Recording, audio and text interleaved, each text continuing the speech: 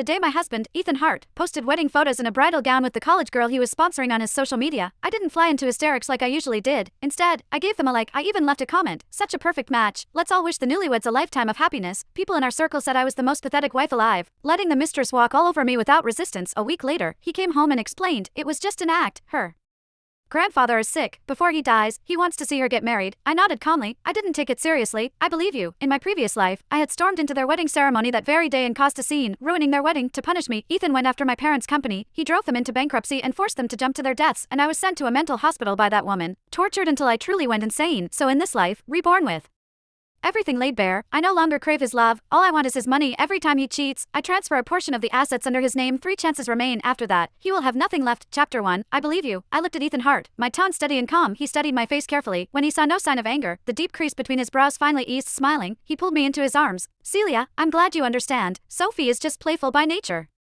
And with her grandfather gravely ill, I really had no choice. I leaned obediently against his chest, but inside, I sneered. In my previous life, it was precisely because I couldn't accept his so-called no choice that I rushed out and made a scene to vent his anger on Sophie's behalf. He ruthlessly crushed my parents' company, forcing them into bankruptcy and driving them to jump to their deaths. I was dragged into a psychiatric hospital by him, forced to take medication, subjected to electric shocks, and beaten by the orderlies. Sophie Collins would occasionally come to see me, nestling in Ethan's arms and mocking me for being like a dog. In the end, I died on a bitterly cold winter night. That was why, from the very first day I was reborn, I began secretly planning to transfer the assets under his name. This time, I no longer believed in a man's love. I believed only in the money I could hold in my own hands. Ethan kept talking to himself. By the way, today is our 3rd wedding anniversary. I'll make it up to you properly, I promise. No one will disturb us tonight. He raised 3 fingers solemnly, swearing an oath. I nodded and replied sweetly, all right, whatever you say. Seeing how agreeable I was, Ethan's mood lifted immediately. Over the next few hours, he busied himself with preparations. From the balcony, I heard him on the phone, his voice deliberately lowered. The best table in the restaurant, yes, the one with a full view of the city lights. Is the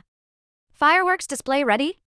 It has to be grand. It's a surprise for her. Watching his bustling figure, I felt momentarily dazed. For an instant, I almost thought the Ethan who had loved me 3 years ago had come back. I looked away and took out my laptop, opening the black operations interface. Because of that Instagram post, Ethan, you've already used up 1 chance. Within minutes, notification after notification popped up. The ownership of the luxury villas and cars under his name was transferred entirely to the overseas offshore trust one had set up in advance. Altogether, those assets were worth more than 30 million. I lifted the cup of coffee on the table, already stone cold, and took a sip. The bitterness spread across my tongue, yet it made me feel more clear-headed and exhilarated than ever. Chapter 2. At 7 o'clock that evening, Ethan brought me to a restaurant called Henting. The location truly was perfect. Beyond the floor-to-ceiling windows, the city glittered in a sea of lights.